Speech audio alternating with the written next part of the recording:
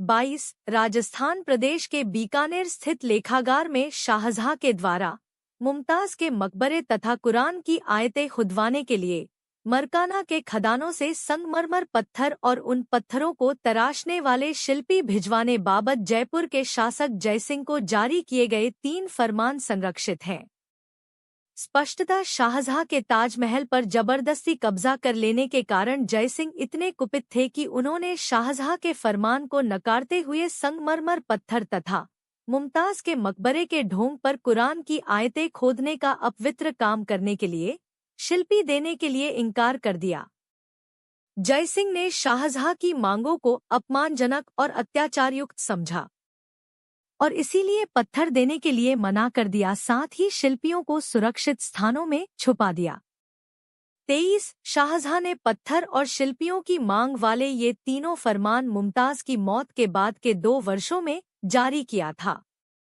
यदि सचमुच में शाहजहां ने ताजमहल को 22 वर्ष की अवधि में बनवाया होता तो पत्थरों और शिल्पियों की आवश्यकता मुमताज की मृत्यु के 15 से 20 वर्ष बाद ही पड़ी होती। 24 और फिर किसी भी ऐतिहासिक वृतांत में ताजमहल, मुमताज तथा दफन का कहीं भी जिक्र नहीं है, न ही पत्थरों के परिमाण और दाम का कहीं जिक्र है। इससे सिद्ध होता है कि पहले से ही निर्मित भवन को कपट रूप देने के लिए केवल थोड़े से पत्थरों की जरूरत थी। जयसिंह के सहयोग के अभाव में शाहजहां संगमरमर पत्थर वाले विशाल ताजमहल बनवाने की उम्मीद ही नहीं कर सकता था। आगे क्रम संख्या 25 से 29 तक विदेशी और यूरोपीय अभ्यागतों के अभिलेखों द्वारा मत स्पष्ट किया गया है।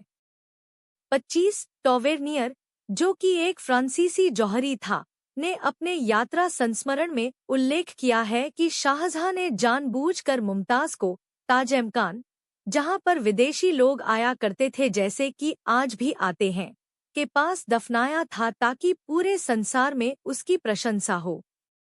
वह आगे और भी लिखता है कि केवल चबूतरा बनाने में पूरी इमारत बनाने से अधिक खर्च हुआ था। शाहजहां ने केवल लूटे गए तेजोमहल के केवल 2 मंजिलों में स्थित शिवलिंगों तथा अन्य देवी देवता की मूर्तियों के तोड़-फोड़ करने, उस स्थान को कब्र का रूप देने और वहां के महराबों तथा दीवारों पर कुरान की आयतें खुदवाने के लिए ही खर्च किया था। मंदिर को अपवित्र करने, मूर्तियों को तोड़-फोड़ कर छुपाने और मकबरे का कपट रूप देने में ही उसे 22 वर्ष लगे थे।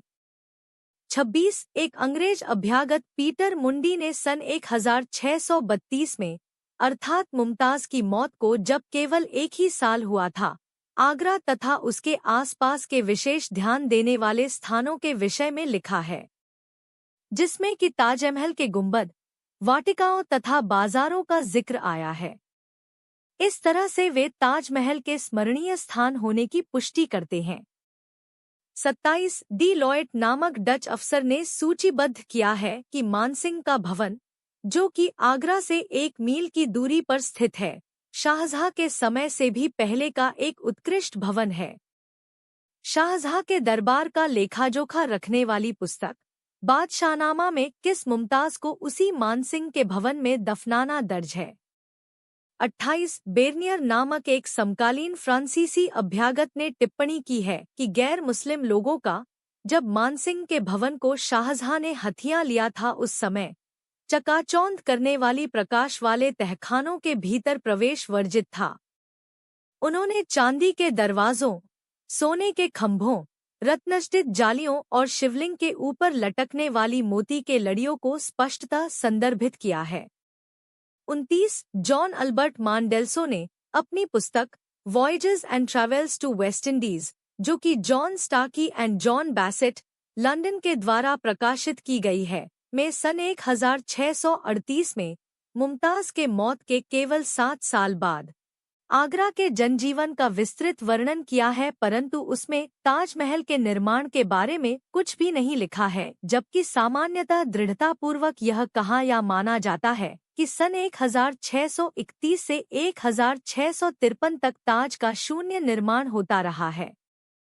संस्कृत शिलालेख द्वारा क्रम संख्या 30 द्वारा 30 एक संस्कृत शिलालेख भी ताज के मूलतः शिव मंदिर होने का समर्थन करता है। इस शिलालेख में, जिसे कि गलती से बटेश्वर शिलालेख कहा जाता है, वर्तमान में यह शिलालेख लखनऊ अजायब घर के सबसे ऊपर मंजिल स्थित कक्ष में संरक्षित है, जिसमें संदर्भित है एक विशाल शुभ्र शिव मंदिर। भगवान शिव को ऐसा मोहित किया कि उन्होंने वहां आने के बाद फिर कभी अपने मूल निवास स्थान कैलाश वापस न जाने का निश्चय कर लिया। शाहजहां के आदेशानुसार सन 1155 के इस शिलालेख को ताजमहल के वाटिका से उखाड़ दिया गया। इस शिलालेख को बटेश्वर शिलालेख नाम देकर इतिहासज्ञों और पुरातत्वविज्ञों ने बहुत बड़ी भूल की है, क्योंकि कहीं भी कोई ऐसा अभिलेख नहीं है कि यह बटेश्वर में पाया गया था।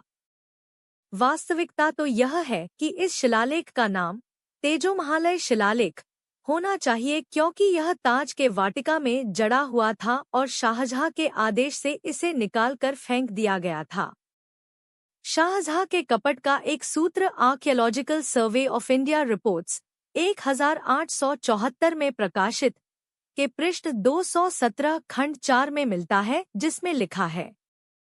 Great square black ballistic pillar which with the base and capital of another pillar, now in the grounds of Agra, it is well known, once stood in the garden of Taj Mahal. Thomas twinning की अनुपस्थित गज प्रतिमा के संबंध में कथन क्रम संख्या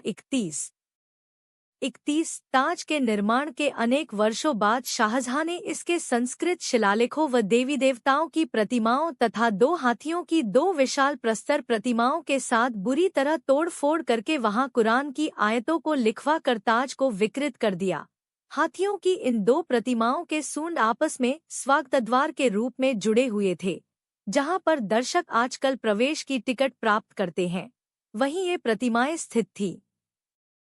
Thomas twinning नामक एक अंग्रेज अपनी पुस्तक travels in India 100 Years Ago के पृष्ठ 191 में लिखता है, सन 1794 के नवंबर माह में मैं ताजमहल और उससे लगे हुए अन्य भवनों को घेरने वाली ऊंची दीवार के पास पहुंचा। वहां से मैंने पालकी ली और बीचों बीच बनी हुई एक सुंदर दरवाजे, जिसे कि गजद्वार कोर्ट ऑफ एलिफेंट्स कहा जाता था, की ओर जाने वाली छोटे कदमों वाली सीढ़ियों पर चढ़ा। कुरान की आयतों के पैबंद क्रम संख्या 32 व 33 द्वारा 32 ताजमहल में कुरान की 14 आयतों को काले अक्षरों में अस्पष्ट रूप में खुदवाया गया है, किंतु इस इस्लाम के इस अधिलेखन में ताज पर शाहजहां के मालिकाना हर होने के बाबत दूर दूर तक लेशमात्र भी कोई संकेत नहीं है।